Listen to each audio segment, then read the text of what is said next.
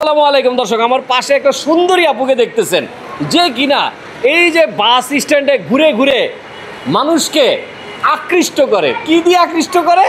তার রূপ, তার যৌবন না, তিনি আকৃষ্ট করে খাবার দেখিয়ে। এই যে দেখেন আপু, আপনি তো মাশাআল্লাহ অনেক সুন্দরী।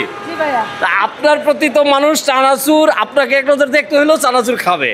তা আপনি কি এই ব্যবসায় নামলেন কেন তাহলে? এই ব্যবসা ভাই চাকরি মুখি পাই না, 5,000 6,000 টাকা চাকরিতে পুষে না, ঘর ভাড়া দিতে 17,000 টাকা। নিজে হাজবেন্ড আবার বিয়ে করছে, ওর নাম নিজে করে খাইতো। হায় হায়, আপনার এরাইকে ওই হাজবেন্ড বিয়ে করছে? মানে আপনার এত সুন্দর একটা বউ থুয়া কোন পুরা কপালের এই লোকটা যে বিয়ে করলো? আচ্ছা, এর নাম কি? না, নামটা বলা যাবে না। নাম বলা যাবে না। আচ্ছা আপু, এই যে আপনি কি কি বিক্রি করেন একটু বলেন তো আমাকে। চাল ভাজা, গম ভাজা, বাদাম ভাজা, বুট ভাজা, ডাবলি ভাজা, অনেকটা ছোলা গম। আচ্ছা, প্রতিদিন আপনি কত টাকা ইনকাম করেন?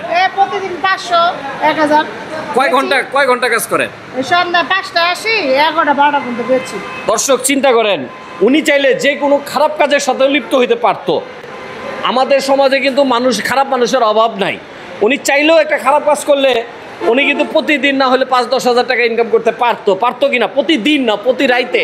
কিন্তু উনি এই কাজটা না করে দেখেন, উনি কিন্তু মাথা মুথা ঢাইকা সুন্দর করে আইসা আমাকে বলল, ভাইয়া একটা বাদাম দিবেন।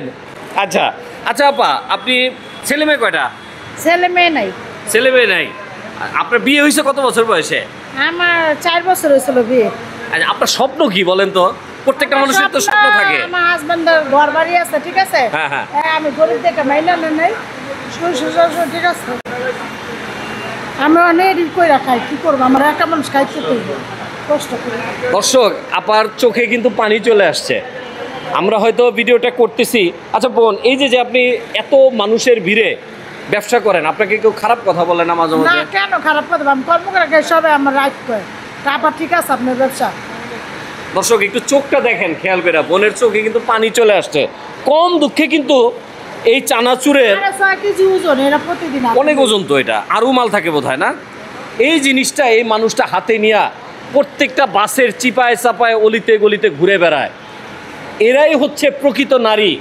আর কিছু কিছু নারীরা আছে ফেসবুকে নাচানাচি করে, ইউটিউবে নাচানাচি করে, আবার কয় লাইক দিলে লাইক পাইবেন, কমেন্টস করলে কমেন্টস পাইবেন। আর ওনার কথা কি জানেন?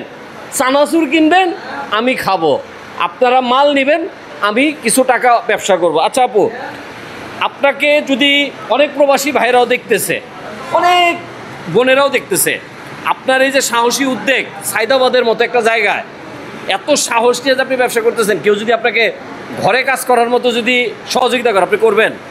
ঘরে মোরা কাম করি না ভাই। না না, আপনি ঘরে ব্যবসা করবেন, আপনাকে কেউ যদি টাকা দিয়ে সহযোগিতা করে, আপনি করবেন? হ্যাঁ, করুন। হ্যাঁ দর্শক, এই যে দেখেন সুন্দরী আপুর হাতে চানাচুর ঝালমুড়ি বিক্রি করে সংসার চালায়। আপনার ভিডিওটা তো ছাইরা দিব, শরম পাইবেন না? শরমে গেছে, আমি কর্ম করে খাই, আমি তো খারাপ কিছু কই না। সাইরা দিলে শরম পাবো, শরমে কি আছে? চুরি তর করেন হালাল না ভাবে, হালাল ব্যবসা, পায়ের গাম মাথা হালাই কর্ম করে খাইতাছি। ভাই, আপনি তো একজন মুসলিম মানুষ দেখে মনে হচ্ছে, উনি যে কাজটা করে আপনার আমার শরম করে না?